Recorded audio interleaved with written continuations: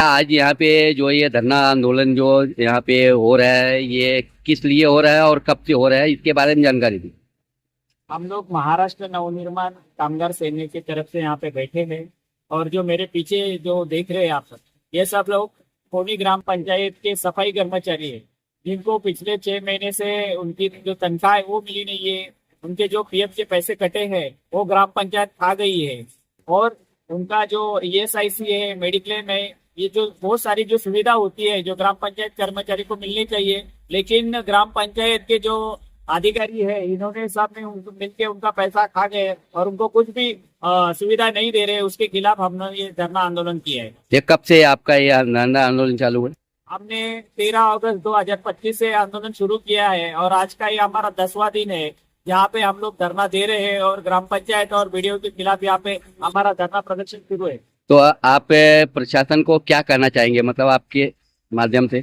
हमको प्रशासन ने दूसरे ही दिन, जिस दिन से हमारा धरना शुरू हुआ है 13 तारीख को, 14 तारीख को ही हमको लिखित में वीडियो ने दिया है कि हम लोग जो भी है आपकी मांगे ये 25-26 तारीख तक कंप्लीट करेंगे, पूरी करेंगे, आप धरना छोड़ो। हमारा यही कहना है कि जब तक हमारी मांगे पूरी होती नहीं है, हमारे जो वर्कर है उनके खाते में उनका तनख्वाह जाती नहीं है, तब तक हमारा ये आंदोलन इसी तरीके से जारी रहेगा। काय तुमचं म्हणजे त्याच्यामध्ये म्हणजे भूमिका राहणार। आमची मनोज भूमिका मुळगे साहेबांनी तोरणचं ऑफिस तोडलं होतं का, तुम्ही पंचायत समिती तोडणार का। आम्ही आता शांततेच्या मार्गाने आहोत। आम्हाला हा प्रश्न जो आहे कायमस्वरूपी मार्गाने मार्गी लावायचा आहे। आंदोलन तर होणारच आहे, यात काही दुमत नाहीये, पण अगोदर जे साहेबांनी सांगितलं की हात जोडून, आता आम्ही हात जोडलेला आहे, पण ज्या दिवशी आमचा हात सुटेल त्या दिवशी पंचायत समितीला देखील कळेल आणि ग्रामपंचायतला देखील कळेल की महाराष्ट्र नवनिर्माण सेना कशा पद्धतीने आंदोलन करेल। कधीपासून यांना म्हणजे पेमेंट नाही भेटलाय, म्हणजे याचा म्हणजे कार्यकाळ काय, म्हणजे वेळ किती, कालावधी कसं काय। मार्च 2025 ते ऑगस्ट 2025 पर्यंत जवळपास 6 महिन्याचं जे वेतन आहे त्यांना मिळालेलं नाहीये आणि गेल्या 25 महिन्याचं जे पीएफचे पैसे आहेत ते ग्रामपंचायतने यांच्या हिश्श्याचे कापलेले आहेत, पण ते पीएफच्या खात्यामध्ये ग्रामपंचायतचा हिस्सा आणि कर्मचाऱ्यांचा हिस्सा जो जमा करायला पाहिजे होता तो त्यांनी केला नाही, तो ग्रामपंचायतने हडप केलेला आहे। त्याच्या विरोधात आमचं हे आंदोलन आहे। तसेच या कामगारांना मेडिक्लेम किंवा विमा सुरक्षा कुठल्याही प्रकारची नाहीये, कारण हे सर्व सफाई कर्मचारी आहेत।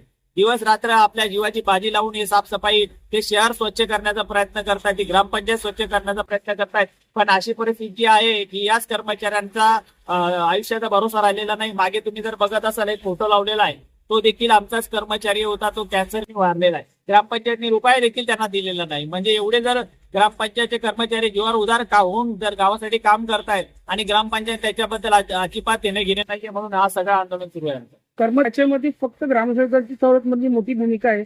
यामध्ये ग्रामपंचायतचा जो विषय आहे याच्यामध्ये ग्रामसेविका पण जबाबदार आहे। कोण आहेत त्या साक्षी शिंदे म्हणून ज्या ग्रामसेविका आहेत त्या सुद्धा तेवढ्या जबाबदार आहे। तिथला सरपंच जबाबदार आहे, इथला विस्तार अधिकारी आणि बीडीओ। शेवटी कसं आहे, प्रशासन चालवणं हे बीडीओचं काम आहे। जर त्यांचाच अधिकारी ऐकत नसेल, त्याचा ग्रामसेवक ऐकत नसेल, विस्तार अधिकारी ऐकत नसेल, सरपंच ऐकत नसेल, तर त्या बीडीओनी त्या खुर्चीवर बसण्याचा काय अधिकार आहे मध्ये। म्हणजे तुमचं म्हणणं आहे हा पूर्ण सिस्टम एकदम भ्रष्ट आहे हा झालं, एक प्रकारे भ्रष्टच झालेला आहे, कारण एकमेकांना सगळ्यांना साथ देत आहेत। आज आम्ही समजा इथे बसून 10वा दिवस झालाय तरी देखील त्या साक्षी शिंदेला हे लोक सस्पेंड करू शकत नाहीत, घाबरत असतील, तर याच्यावर काहीतरी असेल ना गोडबंगाल, म्हणून तर हे लोक घाबरत आहेत। शिंदेला म्हणजे आशीर्वाद कोणाचा आहे।